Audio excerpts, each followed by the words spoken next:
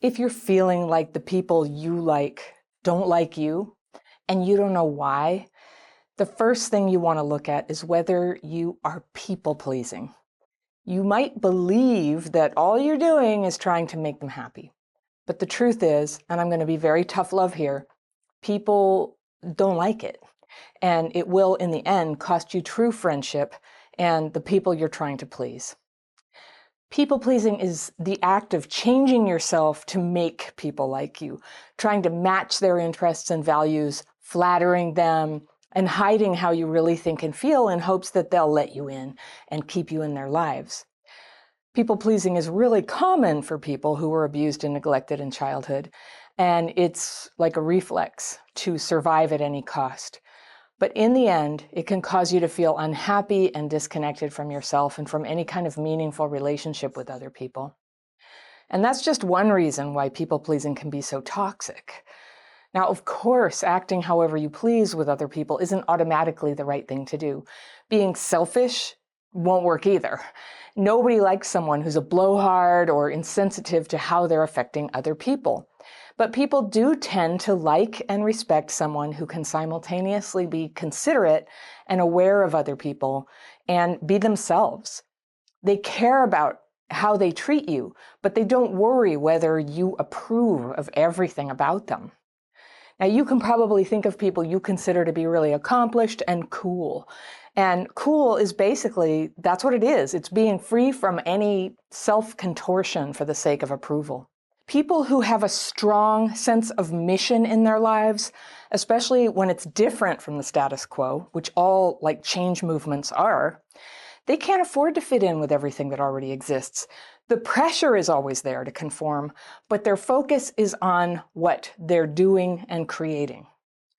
And that's why the biographies of innovators and heroes so often have a turning point moment in their stories where one day they had to be brave, they had to stand up and be different and take the consequences.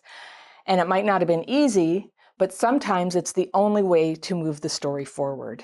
This is true in history, it's true in your life. You have to be brave.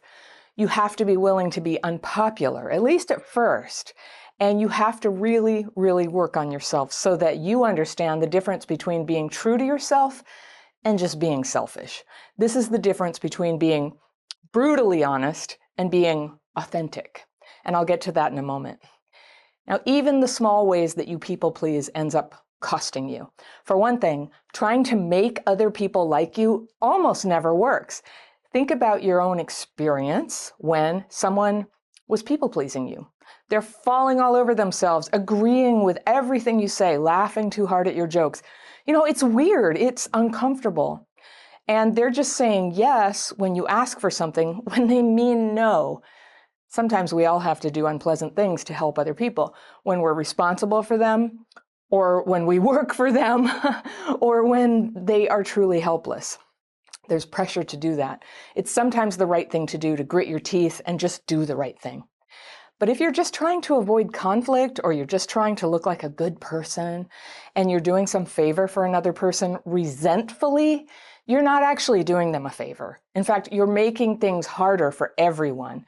And sometimes people pleasers then go on to make things still harder by holding on to the idea that, you know, I did this for you and you're not even grateful. People aren't always grateful. That's a fact. But if you're going around doing nice things for people in hopes that they'll give you something you want, something not spoken but expected, like companionship, praise, or inclusion in their group, you are headed for trouble. Maybe you've got tangled up in an insidious form of people-pleasing, hoping somebody will finally come to fall in love with you. That's the worst. What happens? The people-pleaser ends up pissed off that their niceness didn't give them what they want. And after all they've done for that person too, the nerve, right? When you're experiencing that disappointment, the veneer of niceness crumbles away fast. It becomes plain to everybody that the people-pleaser wasn't acting out of generosity or sweetness. They were trying to control the other person.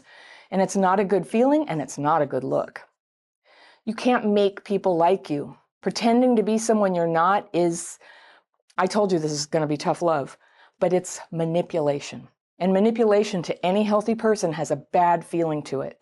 Our hearts snap shut when people do that to us. We're out of there. And people pleasing doesn't just push people away. If you live your life on a false basis, day after day, year after year, stuffing how you feel, who you are, justifying this, how you go along with things you hate, you can end up forgetting who you really are. And we see that a lot with CPTSD. You can end up in a life that you never wanted, fighting about things that aren't worth fighting for. Even if you win, all you get is something you never actually wanted.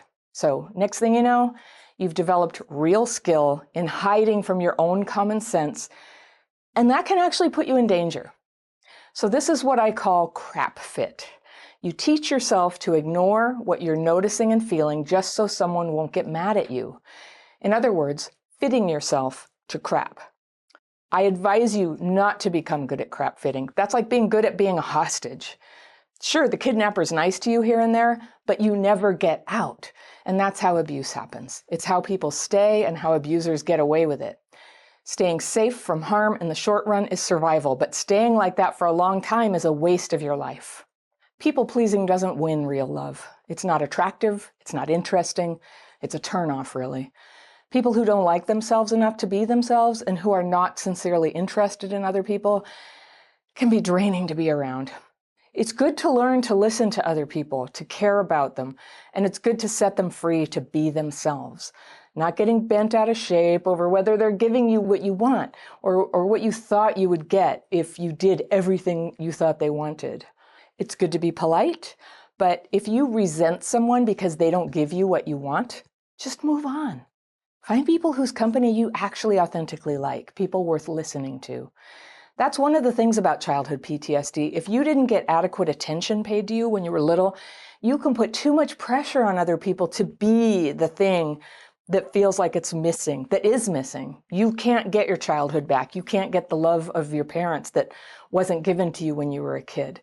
So that feels like it's missing, and you put it on someone else in present time. And if they can't deliver, you're hard on them. This is one of the reasons childhood PTSD is so closely linked with loneliness. Even when you want to be close to people, you're unconsciously doing things to push them away. It's sad, but this is figure-outable. You might have to learn and practice ways of connecting with people that don't come naturally. And this is what I teach in my Connection Bootcamp. You'll find a link to that course down in the description section with all my courses. That one is a 30-day step-by-step program to tiptoe out of your comfort zone and start practicing being your authentic and considerate self, which actually works. You can learn and you can develop workarounds to get you just one step forward, a little more connected, a little more real with other people. Sometimes that's all you need to take the next step. That's how healing happens, a little at a time, staying focused, not giving up, not going, oh, screw it because of a little failure or a temporary setback, because those happen all the time. You got to keep trying. You got to persevere. And if you love this topic, I want to point you to this one, which is titled Codependents Just Think They're Being Nice. It's kind of related. And you can find that video right here, and I will see you very soon.